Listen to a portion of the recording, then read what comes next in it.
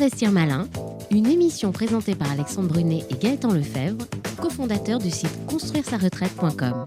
Bonjour à toutes et à tous, investisseurs malins, voici l'heure de votre rendez-vous mensuel consacré aux investissements immobiliers sous toutes leurs formes. Et, vous le savez, il n'est jamais trop tard pour prendre de bonnes résolutions et penser à son avenir et à sa retraite. Le sujet a été d'actualité plus que jamais, souvenez-vous, au début de cette année.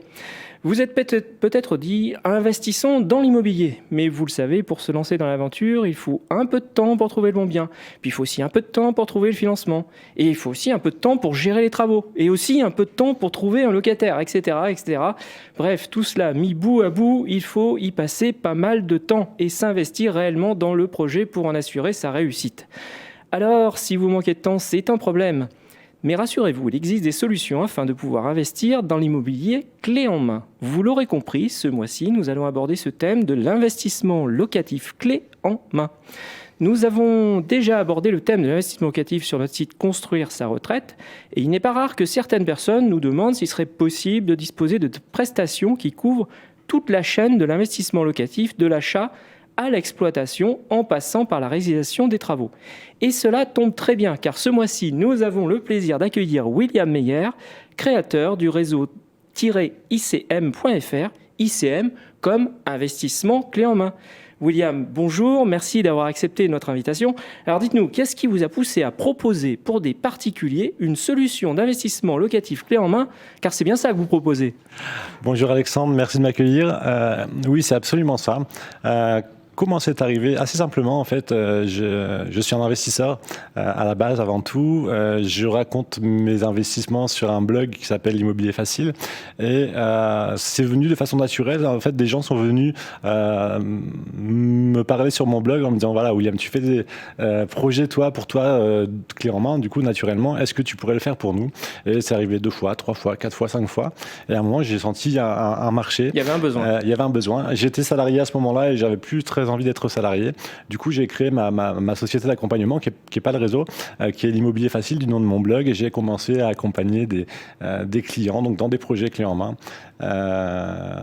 Et puis voilà, l'histoire, c'est le début de l'histoire. Voilà, c'est vraiment, ça s'est fait malgré moi presque. D'accord. Alors un rendement élevé clé en main, c'est un peu la promesse qui fait rêver tout le monde, mais dites-nous un peu comment ça marche.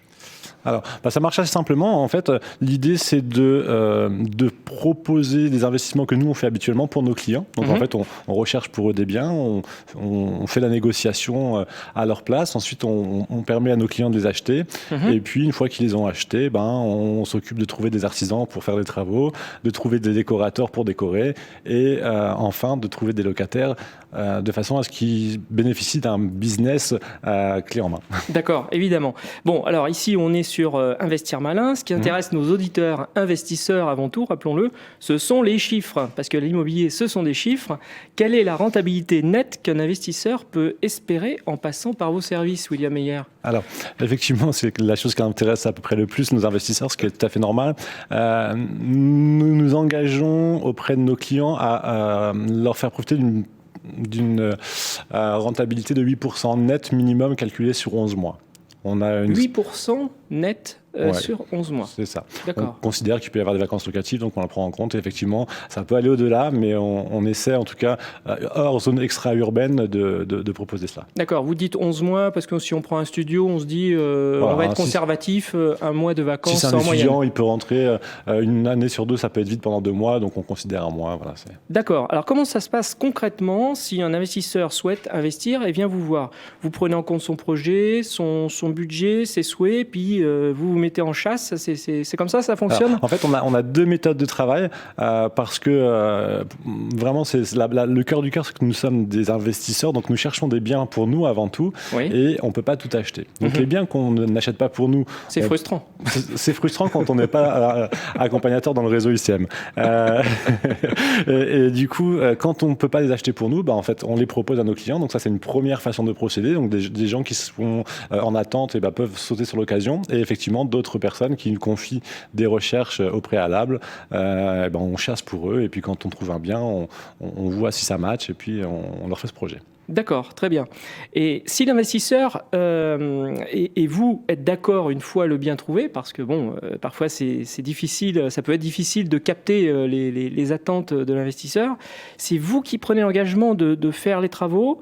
Il n'est pas rare que lorsqu'on fait des travaux, on peut tomber sur des mauvaises surprises, surtout sur de l'ancien. Comment ça se passe si le coût des travaux est plus élevé que ce qui a été prévu au préalable et peut-être contractualisé dans le cadre d'une recherche avec le réseau ICM ? Alors, on essaie que ça ne nous arrive pas. Pour ce faire... Oui, mais là, on est là pour se dire bien sûr. La vérité. Oui, bien sûr, mais pour ce faire, on se forme beaucoup, nous, déjà, pour pouvoir estimer les travaux. On fait estimer les travaux par des artisans et ensuite, on fait contrôler par un maître d'œuvre. On limite quand même le risque. Ça peut arriver quelquefois. Pour l'instant, ça ne nous est pas arrivé, je touche du bois, mais effectivement, s'il devait y avoir des travaux supplémentaires, alors on demande à nos investisseurs de prévoir au moins 10% de marge parce qu'effectivement, il peut arriver, on démonte un toit, il y a une poutre à changer, ça peut arriver. On leur demande de prévoir 10% qu'on espère qu'ils n'utilisent pas. D'accord. Alors, on dispose d'un bien refait à neuf avec une décoration tendance. C'est aussi un point important pour faire en sorte que le bien soit loué sans souci. Mais donc, il faut lui trouver un locataire. Est-ce que vous proposez de trouver aussi le locataire et puis peut-être même d'assurer la gestion locative après coup ? Est-ce que c'est vraiment du clé en main, full clé en main, quoi ? Alors, full clé en main au choix de l'investisseur. En fait, au démarrage, on imposait le fait de chercher des locataires pour nos clients et certains voulaient le faire par eux-mêmes.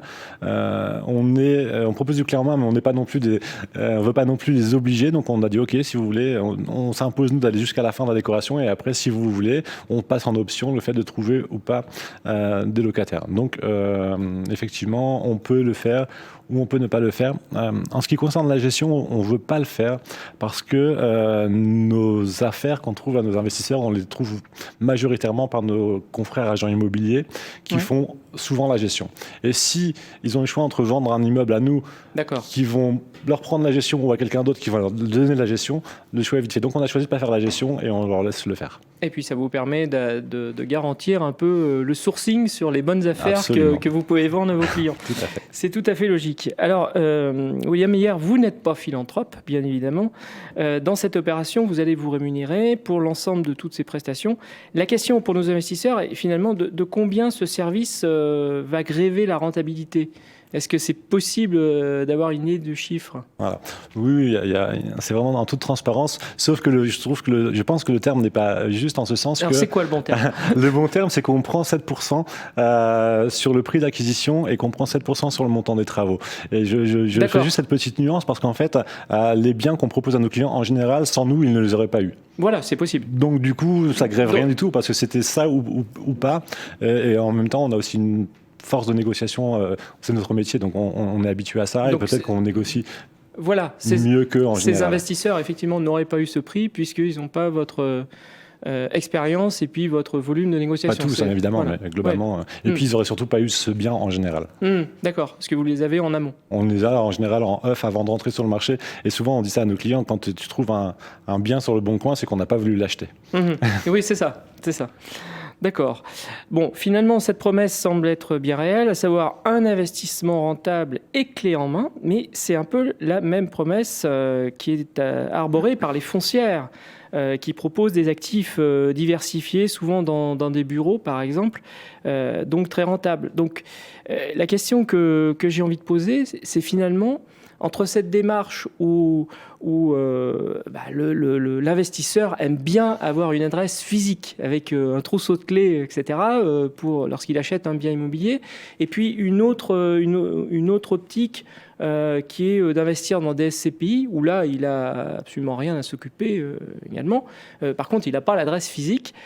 Quels sont, selon vous, les avantages qui sont proposés par une démarche d'investir dans l'immobilier physique clé en main ? Alors, pour moi, c'est pas incompatible. Je pense que c'est une bonne diversification d'avoir des SCPI, enfin des parts de SCPI. Après, en ce qui me concerne, je suis un amoureux vraiment de la pierre. Donc pour moi, la SCPI me parle pas beaucoup. Ça reste du papier, la pierre papier. C'est vrai. Moi, je suis un amoureux des pierres. Donc pour moi, c'est un peu plus abstrait. La rentabilité est bonne, mais moins bonne quand même, parce qu'on est sur je pense, entre 5-6% les bonnes SCPI déjà. Oui, les bonnes SCPI, oui. Quand nous, on propose un minimum de 8%, donc on est plutôt au-dessus. Et puis, les gens ont le contrôle sur leurs biens qui n'ont pas sur les biens qui sont dans les SCPI. Donc, c'est deux stratégies qui sont vraiment différentes. La personne qui achète des parts de SCPI, il n'a aucun contrôle sur rien en termes de gestion, en termes d'aménagement. Et, voilà, c'est pas incompatible, mais c'est pas exactement la même chose. Je compare plus les SCPI à des actions, par exemple, et du coup, c'est beaucoup plus abstrait que ce qu'on propose nous. D'accord. Par rapport, une question me vient. Est-ce que vous conseillez également vos investisseurs sur toute la partie fiscale ? J'y pense parce que les SCPI, il n'y a pas véritablement de niche fiscale autour de l'investissement dans les SCPI. En revanche, dès qu'on va dans l'immobilier physique, notamment dans le cadre de ce que vous proposez, il y a peut-être des locations meublées, auquel cas on sait tous qu'il peut y avoir des montages plus opportuns.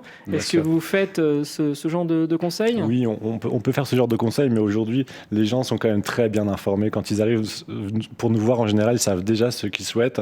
On peut les conseiller par rapport à une erreur qu'on aurait détectée, mais globalement, ils savent s'ils doivent faire du nu avec beaucoup de travaux, du meublé en SCI ou pas. Enfin, voilà, ils sont quand même bien informés, mais oui, bien sûr, on a la capacité de faire ça. D'accord, ok. Aujourd'hui, le réseau ICM, c'est tout le territoire national ou c'est uniquement centré sur quelques régions ? C'est centré sur quelques régions, malheureusement, ça va venir. On est vraiment sur une grosse campagne de recrutement. Donc, dans 6 mois, je pense que je pourrais vous parler différemment. Aujourd'hui, on est dans une quinzaine de villes en France, oui. Plutôt sur le Grand Ouest, parce que c'est ma région, on a commencé par là, mais on s'étend aujourd'hui sur la région parisienne et puis dans le sud un petit peu. D'accord, très bien. Alors maintenant, passons à la question du mois qui nous est posée par Gilles de Olivet qui est dans le Loiret. Cela concerne le coût de la rénovation. Pour les travaux, vous faites appel à des artisans. Probablement, vous avez l'habitude de travailler avec eux, mais qu'est-ce qui garantit que les prix pratiqués ne soient pas trop hauts ? Comment faites-vous pour ce point ? Y a-t-il une recette magique ? Je crois que Gilles a des petits doutes sur une possible entente. C'est pas évident. Pas évident du tout, tant sur le prix que sur la confiance qu'on peut accorder aux artisans. C'est une vraie problématique que rencontrent nos clients et ça fait un petit peu aussi notre bord parce que finalement, c'est rassurant de venir nous voir, nous. On a plusieurs méthodes, évidemment, pour trouver des artisans. On essaie de garder ce qu'on a déjà. Ça, c'est la vraie formule magique. C'est s'ils ont déjà travaillé chez moi et qu'ils l'ont fait correctement, ils vont refaire a priori correctement. Bien sûr. Après, au niveau des prix, on a quand même beaucoup d'informations sur Internet aujourd'hui. On arrive à avoir des bonnes idées des prix. On a beaucoup de groupes sur les réseaux sociaux aussi qui peuvent échanger. Donc, je pense qu'il faut essayer de faire travailler des gens qui ont déjà travaillé pour des gens qu'on connaît, c'est la base. Oui, et le bouche à oreille. Le bouche à oreille, c'est toujours la meilleure façon de faire. Et puis ensuite, les prix de faire éventuellement 2-3 devis, mais il n'y a pas vraiment de secret. D'accord. Eh bien, merci William Meyer. Nous rappelons à nos auditeurs que vous êtes créateur du site réseau-icm.fr. ICM comme investissement clé en main. Exactement. Quant à nous, nous vous donnons rendez-vous le mois prochain pour découvrir un nouveau thème. En attendant, vous pouvez nous retrouver sur le site construire-sa-retraite.com dans lequel vous pourrez découvrir plein d'investissements malins. Et n'oubliez pas, demain se décide aujourd'hui. Ne passez pas à côté des bonnes occasions en suivant les bons conseils de nos invités. Merci William. Merci Alexandre. Investir malin, une émission présentée par Alexandre Brunet et Gaëtan Lefebvre, cofondateurs du site construire-sa-retraite.com.